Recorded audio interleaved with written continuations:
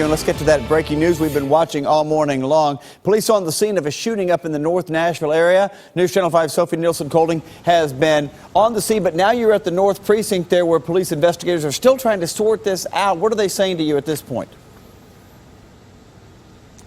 Well, they're going through their evidence right now. They found multiple shell casings at the scene. So they're just trying to piece together what happened this morning.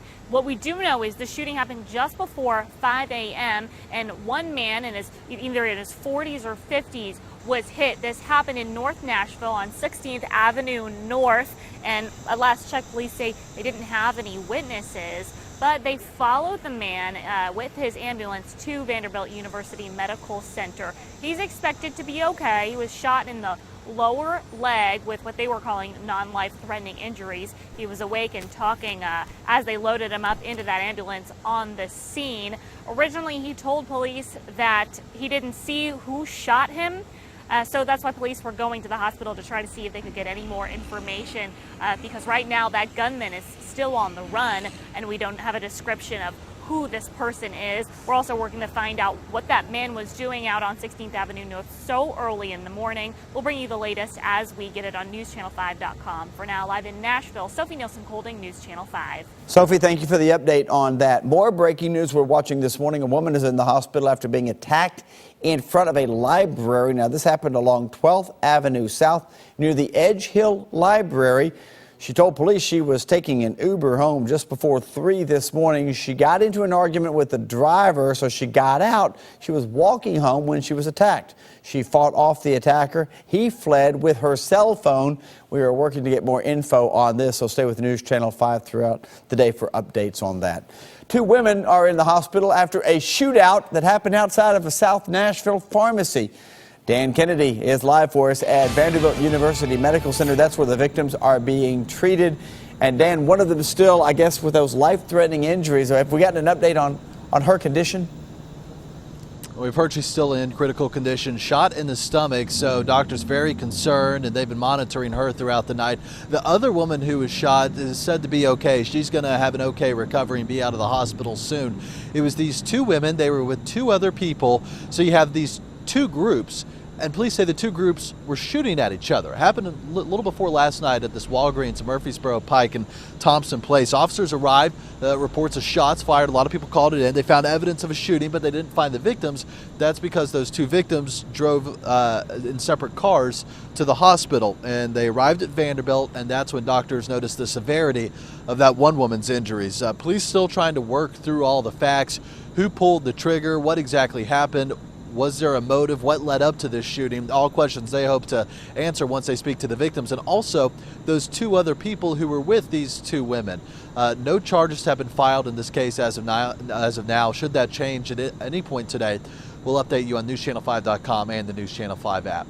Reporting live this morning from Vanderbilt, Dan Kennedy, News Channel 5.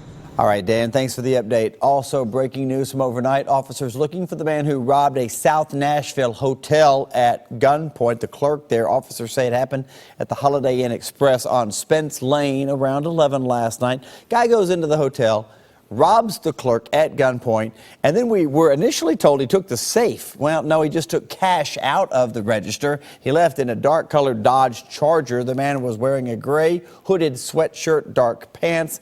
We know that's not a great description there. It's pretty vague, but if you know anything at all about this that could help police, give them a call immediately. A car slams through a fence out at Nashville International Airport and ends up on the tarmac. B&A officials, that's the airport, they say the crash happened along Donaldson Pike last night. One vehicle ended up on the taxiway and caused some problems. It actually blocked a plane that had just arrived. The plane couldn't get to the gate because there's a car there. That section of the airport was shut down while the crews cleaned up, got the fence taken care of this morning. All is well. They're back to normal. Authorities say a police officer was killed during a shooting in East Tennessee. This happened yesterday afternoon over in Blount County. Officials say that the officer was responding with a sheriff's deputy to a domestic disturbance call. That's when the suspect apparently came out firing, killing the officer. Police took 44-year-old Brian Stallings into custody. The name of the officer killed has not yet been released. A scary moment at Fort Campbell yesterday. Investigators say that a soldier with the 101st Airborne Division went into a hangar there at the airfield and started firing a couple of shots into the air. The soldier then jumped in a car and took off. Military police hot behind him. He was eventually taken into custody. His name has not yet been given. No idea why he was firing the shots. The Hendersonville dad, who admitted to killing his daughter, is home this morning on bond, even though the guy failed a drug test in the last few days. Timothy Batt's first drug test came back positive for cocaine, something his attorney says is impossible. The attorney now wants an independent drug test done on the original sample. He says Timothy Batt has taken several supervised and even unsupervised drug tests, and they've all come back negative. Just to show that he's not using any drugs or not violating his conditions of bond. It's a great idea to show the judge that there is a pattern of complying with bond conditions. It's not like he'd been on bond for months. That's David Rabin right there, the last interview you heard. He has defended some high-profile cases for 30 years. He says if Batts goes back to jail, it might ruin the defense of his case. A hearing to revoke Batts' bond is set for the middle of September. Well, the fight was caught on camera at a Clarksville housing complex, and now one of the victims tells us what happened. It's hard to watch. Check this out. Christina Smith says she asked a group of people several times to get off her car at Lincoln Homes. They ignored her. Here's the video. Her husband came to her defense, and then the group attacked them. She tried to help. She was beaten up as well. Police say they hope to find all of the people responsible. I want them all caught, because for them to do something this stupid, they need to pay for it.